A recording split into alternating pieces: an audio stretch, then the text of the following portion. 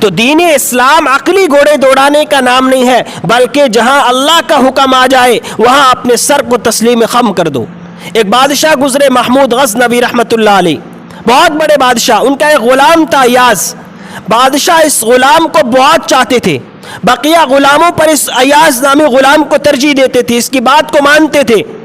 تو بقیہ غلام حیران ہوتے تھے کہ بادشاہ اس غلام کو اتنا کیوں چاہتے ہیں، اور غلام کہتے تھے کہ یہ بادشاہ کا ایاز منہ بولا غلام ہے۔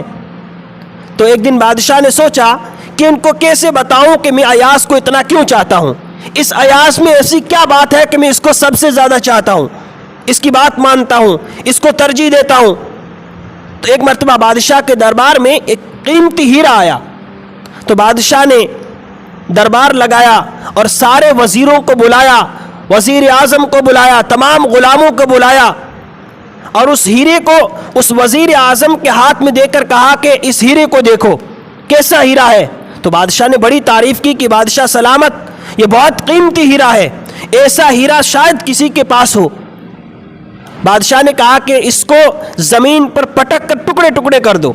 وزیر اعظم کہتا ہے بادشاہ سلامت، یہ مجھ سے نہیں ہوگا، اتنا قیمتی ہیرا اور ہم توڑ دیں؟ کہا میں نہیں توڑوں گا۔ بادشاہ نے کہا ٹھیک ہے بیٹھ جاؤ۔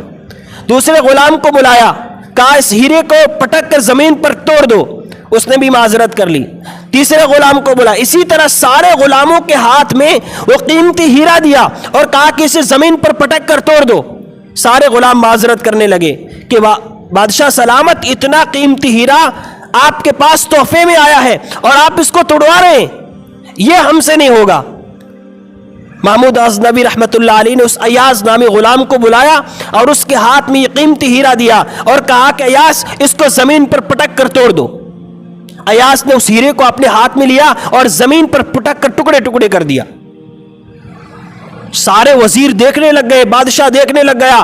پہلے تو بادشاہ نے ڈانٹا کہ بھائی تو نے اس قیمتی ہیرے کو کیوں توڑ دیا؟ یہ جو سارے وزیر اعظم بیٹھے، غلام بیٹھے، اتنے عقل مند دانشور غلام بیٹھے ہیں، انہوں نے تو کسی نے نہیں توڑا، تو نے اتنے قیمتی ہیرے کو توڑ دیا۔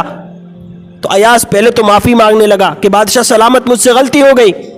تو بادشاہ نے پوچھا کہ آخر تو نے اس ہیرے کو توڑا کیوں؟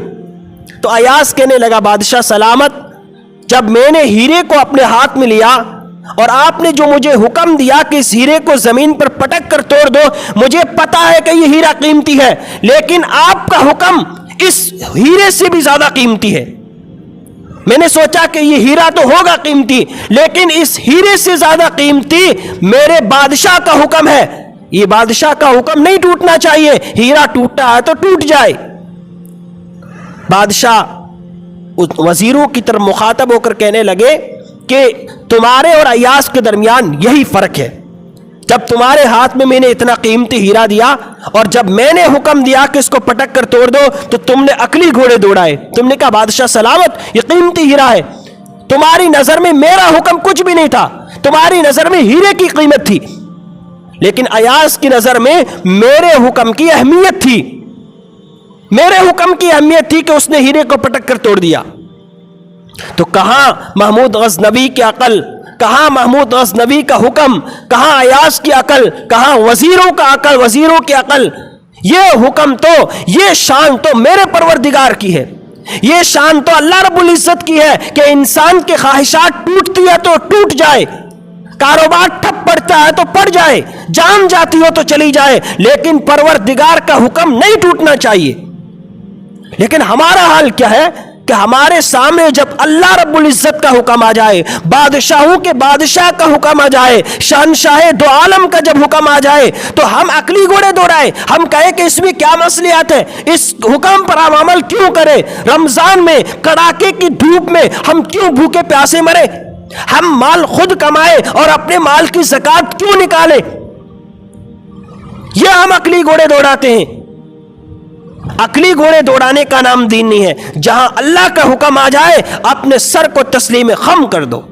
جس طرح ایاز نے اپنے بادشاہ کا کہنا مانا، محمود غزنوی کے حکم پر اس قیمتی ہیرے کو توڑ دیا، محمود غزنوی کی عقل بھی ناقص، اس کے وزیروں کی عقل بھی ناقص۔ یہ حکم تو میرے پروردگار کا تھا، اللہ نے جہاں حکم دے دیا کہ میرے سامنے اپنے سر کو تسلیم خم کر دو، وہاں ہمیں عقلی گھوڑے دوڑانے کا حکم نہیں ہے۔